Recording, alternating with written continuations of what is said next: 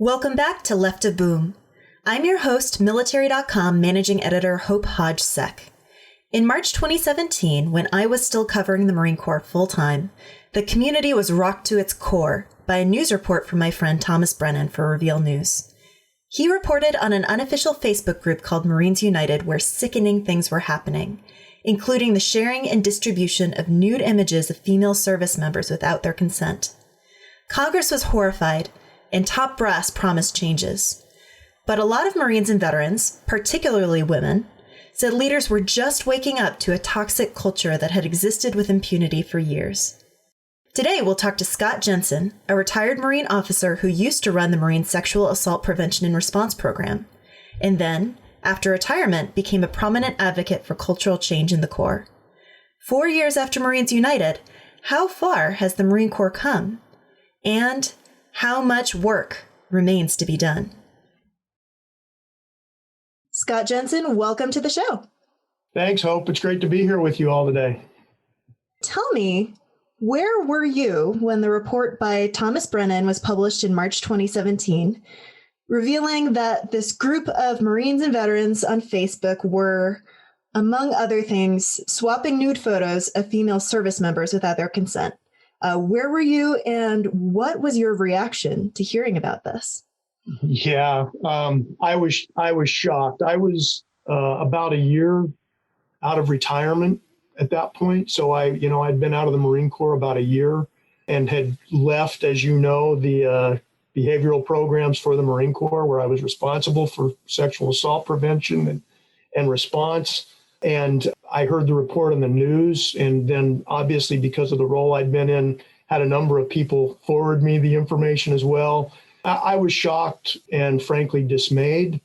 On the other hand, I wasn't surprised because of indicators that we'd had, for several years, including the time I was in uniform, of something like this that could occur. Can you talk more about that? What indicators were you seeing?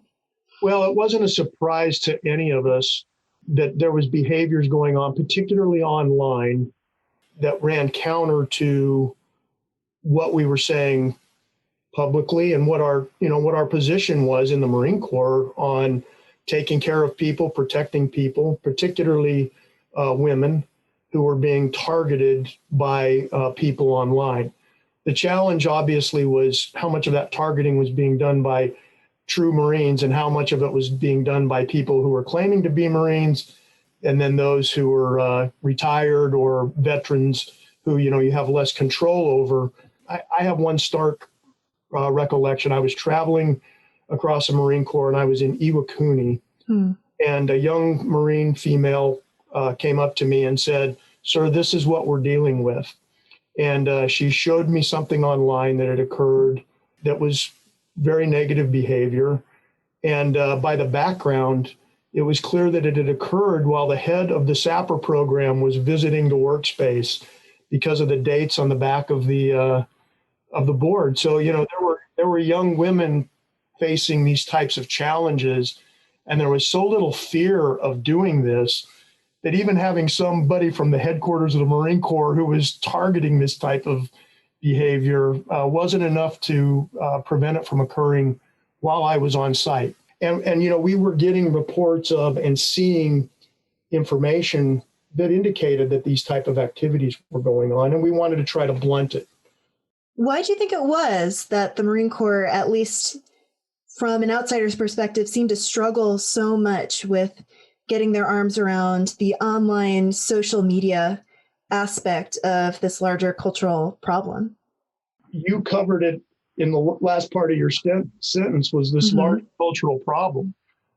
Social media and our behavior wherever we are is an extension of what we believe, how we act, what we've been told is right and wrong, and then the actions that occur that reinforce that action. And I think it's very indicative and was very indicative of the acceptable culture at the time, which is frankly a culture that still exists, that's very challenging, of a lack of respect for underrepresented populations, particularly gender-based, but it extends to racial and other identity issues as well.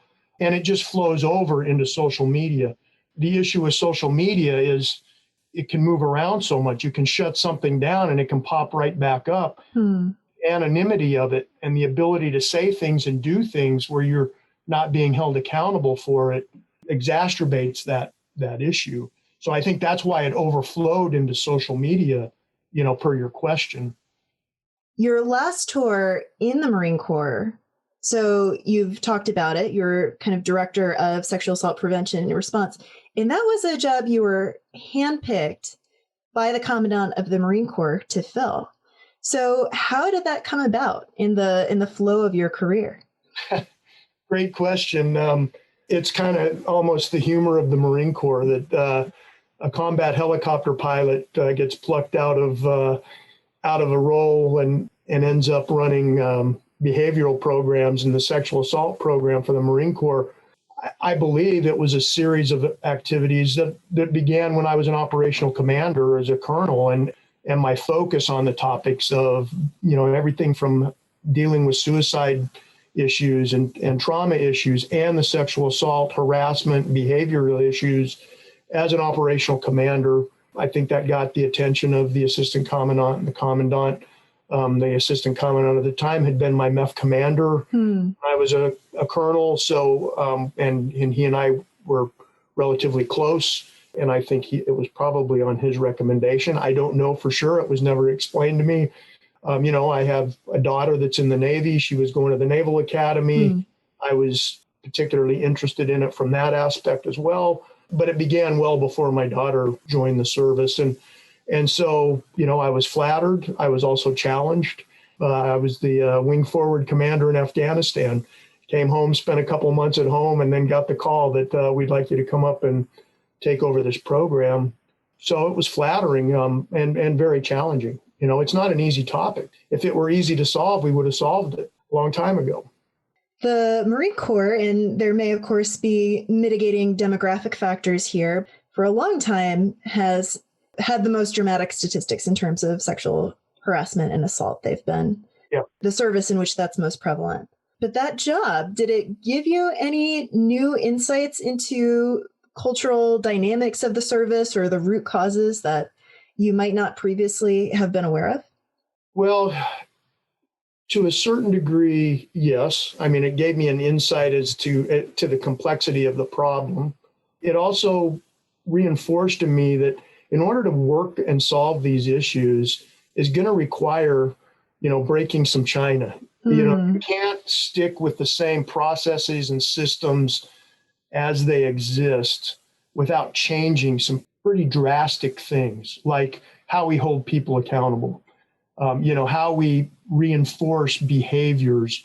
You can't just change a few sentences, send out some guidance from above, tell people it's unacceptable, and then turn around and continue to do business the same way. That's really what I became very apparent to me, is it was going to require some revolutionary change for us to really get to the heart of this in several areas.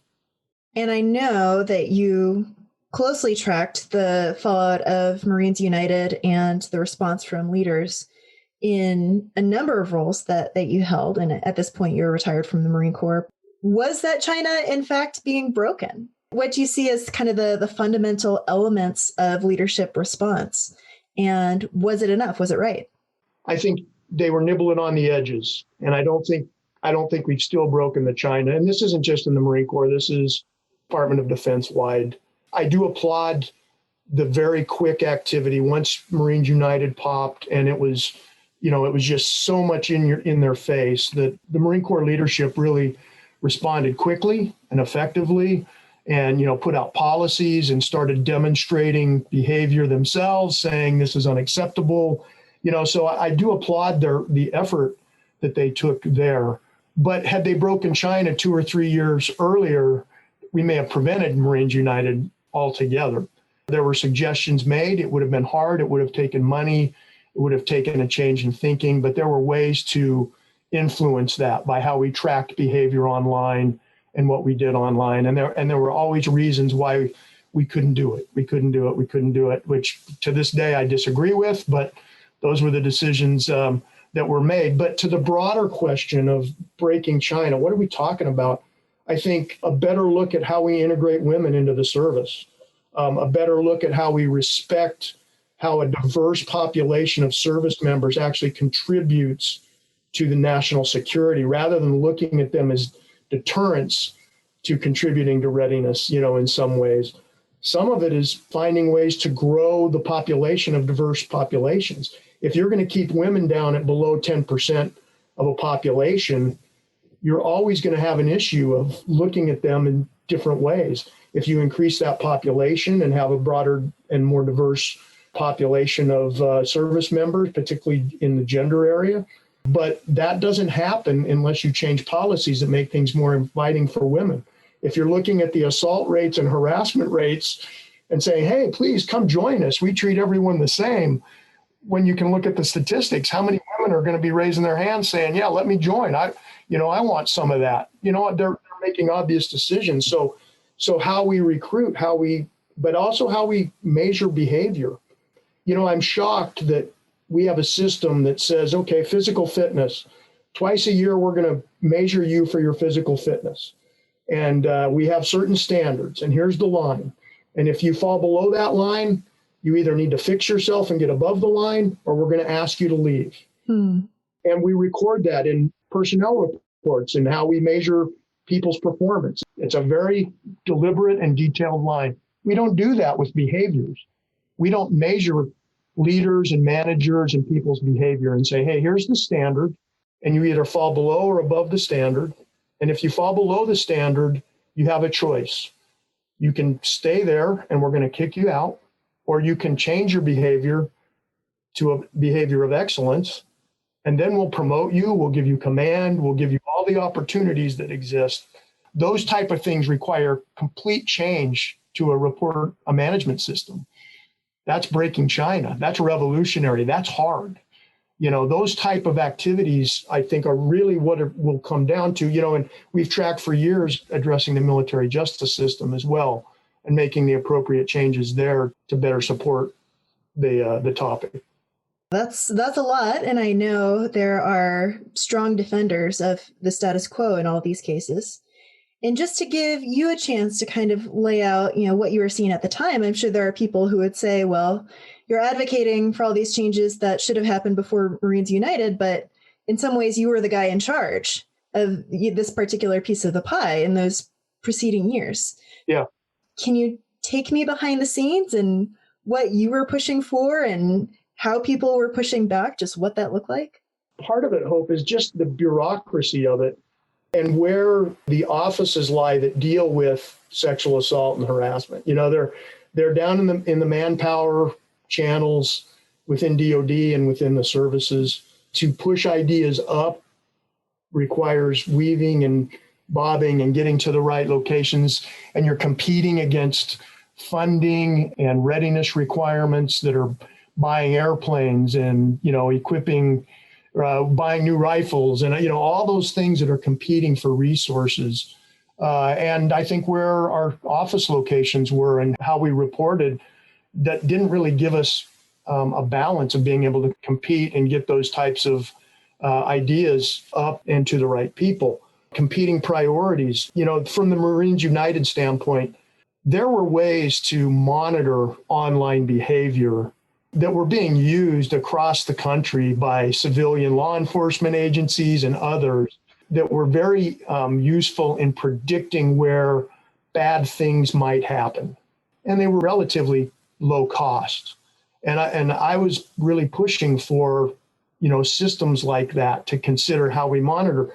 But, the head of sexual assault doesn't have any money or any control of computer systems or the distribution of money or directing that two generals who own two different portfolios talk to each other. There were food fights, there were turf wars, and very easy to point back and find legal reasons to say, this won't work because it's illegal. When in fact, probably if it was being done elsewhere, it probably wasn't as illegal as people were suggesting. It was just a good excuse that no one could argue with. That's a classic DOD. It's illegal, therefore we can't do it. And no one's there to be able to say, well, could we question whether it's illegal or not? And could we find a legal way to do something very similar to that? Those are the challenges of trying to get new ideas pushed up.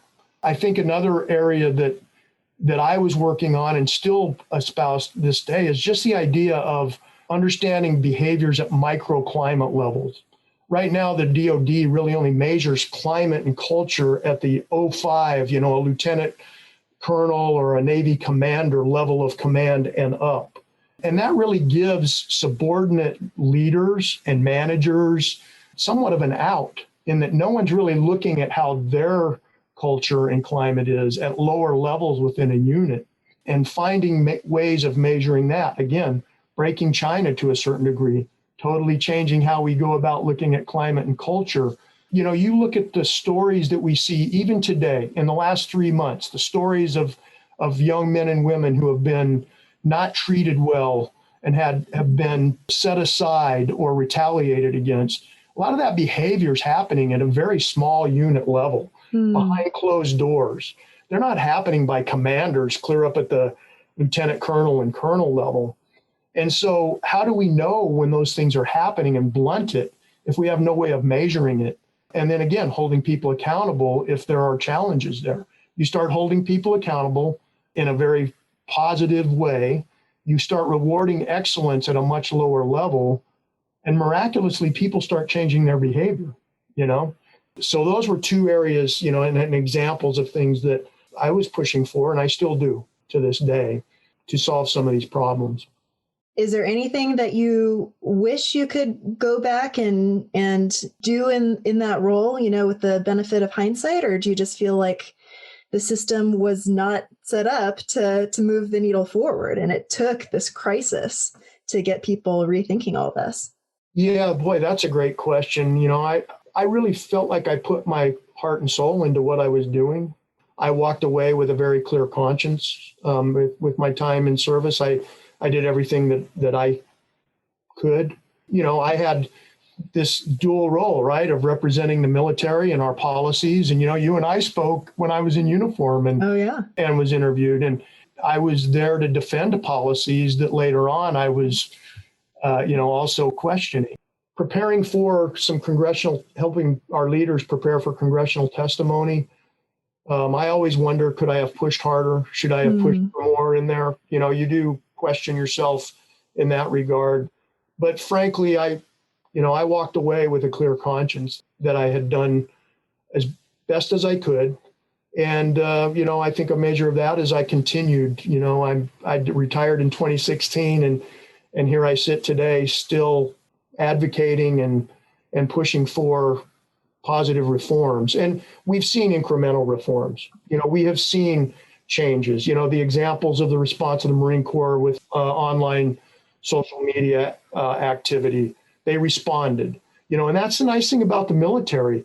They've proven it over and over again. They get an order, finally we take the time, we emphasize to leaders, they make a decision, and then we're used to executing. We follow orders. And you can see that with racial integration. You can see that with the lifting of don't ask, don't tell. There was pushback, right? And then finally we got to a point where a decision was made and they're able to execute very quickly and set a great example for the rest of society. So you moved to become the CEO of the organization Protect Our Defenders in October 2017. Was that move to that organization at all prompted or influenced by the Marines United fallout? And then how did that job change affect how you were engaging with the issue? It was coincident. I saw the opportunity at Protect Our Defenders. I still serve on their board of directors, and it was the topic and my desire to stay engaged that led me to Protect Our Defenders. Not any, Marines United was just, again, an example of why I felt like I still needed to stay engaged on the topic. I wanted to lend my credibility. I knew the topic. I had very strong views of how we could change policy, elite laws to better support the men and women who serve. And I saw it as a readiness and a national security imperative. as well as just a common human decency imperative to help those who serve. So yeah, I went to Protect Our Defenders so that I could continue to serve in a different way. And obviously, once you're out of uniform, you're able to speak with the media, talk with people on the Hill in much less restricted forms, and give your opinions of things. And that comes with risk. It still does. I mean, if you're advocating with strong views, you're going to irritate people. You're going to irritate a lot of people. And I'm very certain that I have irritated a lot of people. But I tell you what, throughout my time with Protect Our Defenders and in this advocacy space, I can't tell you the number of young men and women who have reached out to me and thanked me for carrying their message and representing them. And there are so few middle-aged, bald, white men carrying these types of messages out that it stands out. And, I will take the negative that has come from it for the very much heavier positive of being able to represent people who have no voice and see the very impactful process. Hope a small story. I sold a pickup truck a few months ago, a truck I'd had forever. On Facebook, some guy reaches out to me and says, "Hey, I think I just bought your truck." And I said, okay. So we exchanged, some back and forth. Kind of weird. He found me. I don't know how he found me. Something was left in the truck that must have had my name on it, which is scary. But this guy has a daughter who's in the Navy in the behavioral programs. And he told me that she was very excited to make the connection. He knew my name 4 years later because his daughter had written part of her thesis on my work in the Marine Corps. Wow, that's remarkable. Stories like that are very heartening to the work that you do. So I've been very satisfied and it's been very rewarding for the work that I've done. Wow. So now we're 4 years on from sort of the breaking of this news of Marines United that really seemed like a turning point in awareness, if nothing else. The military, like the entire country, had another reckoning later in 2017 over the Me Too movement. And we've had several evolutions on different fronts with different issues since then, particularly in 2020. When you look at the Marine Corps and I suppose the military as a whole, I would love to kind of break down, how things have changed, how things are improved, and maybe ask you to give a grade to certain aspects and then kind of expand on what you're seeing and what's better, what still needs improvement. I guess let's start with monitoring social media, increasing emphasis on professional behavior and not cyberbullying, those kinds of things. Here in 2021, how would you grade the Marine Corps and the military as a whole? That's a great way of phrasing it. I think I would go probably B in that regard. Some things that we didn't see 5 years ago that we see now. Examples, the senior enlisted of the services speaking out on social media, responding when they see bad behavior. That was something we were really asking for 5 years ago, was when we see a negative comment on a Facebook page, having some senior leader step in and say, "Hey, Marine, that's not in keeping with our standards, and I disagree with you." Those types of statements can really blunt that behavior because, people respond to those, particularly the senior enlisted leaders. So I think they're progressing in many fronts there positively. All right. The next issue I wanted to talk about is training and awareness, whether that's with sexual harassment, sexual assault, gender discrimination, all of those things. How are we doing now in 2021? Oh boy, I'm going to go C minus, C minus, only because it's an average. And I think they're maintaining the average. You look at the statistics, really don't bear out that the training is having the impact that it should. When you look at the number of incidents and the number of reports that continue, the number of cases that are being brought forward, it just doesn't seem like they're moving the needle over the last 5 years, really over the last 30 years, when it comes to those types of awarenesses that are changing behaviors. Same question for diversity in recruiting and retention. I do know that the Marine Corps still has the fewest number of women. I'd like to know what you think is changing, what is staying the same, and again, how you'd grade the Marine Corps and the services. I'd really like to give them a up in the B's. I'm going to keep it at a C right now because I want to see the progress. But there are some positive indicators, some things like integrating the boot camp, training women on both coasts of the boot camp, particularly in the Marine Corps. I think DoD wide, some of the services are demonstrating leadership in how they look at some of the racial disparity issues that they've been dealing with, as well as gender disparity issues. The Air Force has taken it on the chin in many regards, and I think they've responded very positively over the last couple of years. The Army's program seems to be strengthening and growing as well. I'm particularly intrigued by the Navy's program, how they've integrated kind of the wholesaler mentality into this type of behavior. So to me, I'd love to see, I think there's positive trends going on. But to me, I take like the gender integration at the boot camps in the Marine Corps. It's all a matter of how it's being perceived by the boots on the ground and how the drill instructors and the commanders and the leaders are communicating that. And if they're communicating it as forced down upon us by on high, by liberal Democrats, by however it wants to be articulated, then it won't ever be successful. We are taught from the very first age that we take orders and then we treat them as our own. And part of the problem that has been in these integration issues is we're not following that mantra.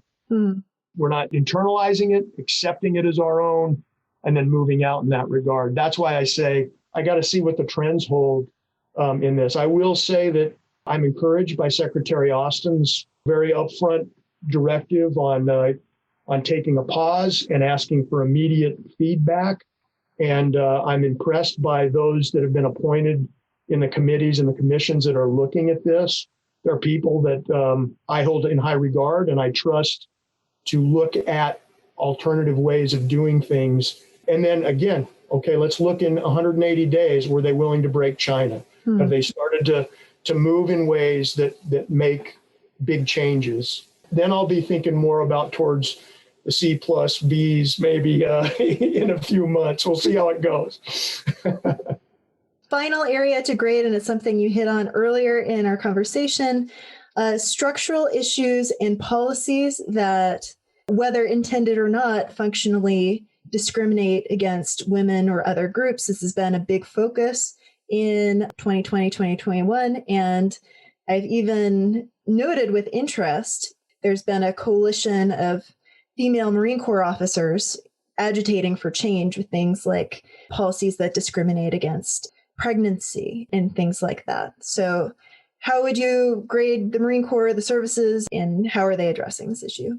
Yeah, I think C to C plus, almost my same exact thoughts as the previous the grading session. The trajectories, the ideas are there, but let's see how they implement them. Because whether you're talking about and some policies I applaud. Maternity, helping new mothers, gap time to raise young children, and other opportunities, and then the opportunity to come back in and continue in service. There are steps being taken. It needs to become holistic, and it needs to become how's the message being received? If women are looked down upon, if they take time out to raise their children for a couple of years and then come back in, how do they maintain their competitive nature for promotions, commands, those types of things?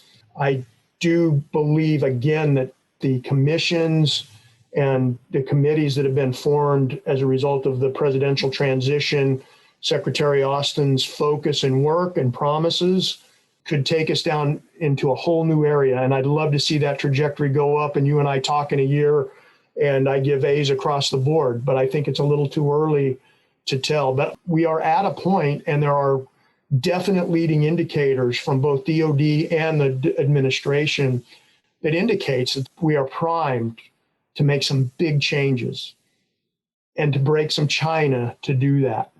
And then move on, make the decision, break the China. Our armed forces are the most resilient, responsive, capable, innovative groups in the world.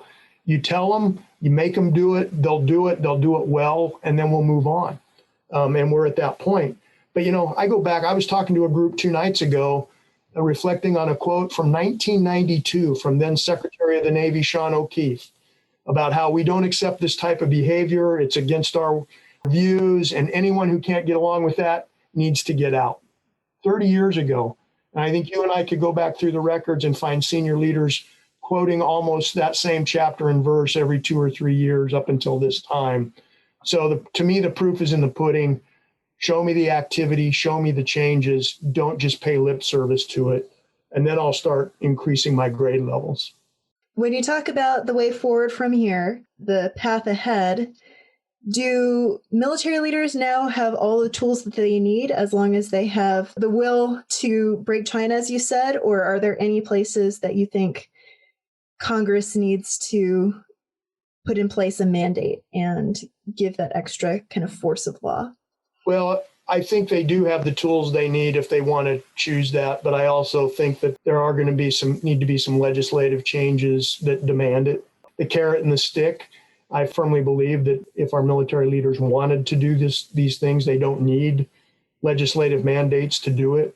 But history has proven that oftentimes legislative mandates or some type of research restrictions until things get done by holding back money is a forcing function. We still have room to grow in the military justice reform areas.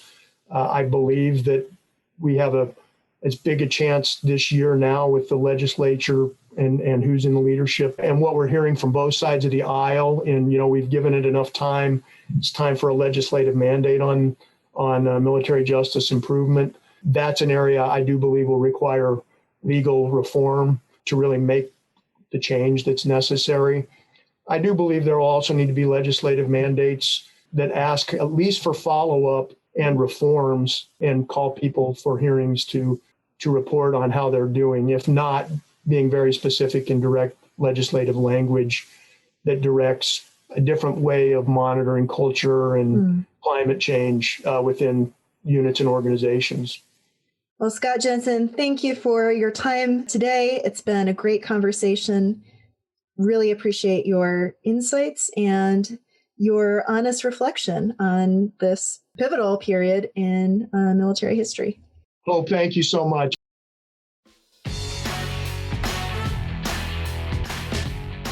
Thanks once again for joining us here at Left of Boom. I'm so grateful for your support and the thousands of downloads this show has gotten in just 1 year. If you've got ideas for other themes to tackle, send them my way at podcast@military.com.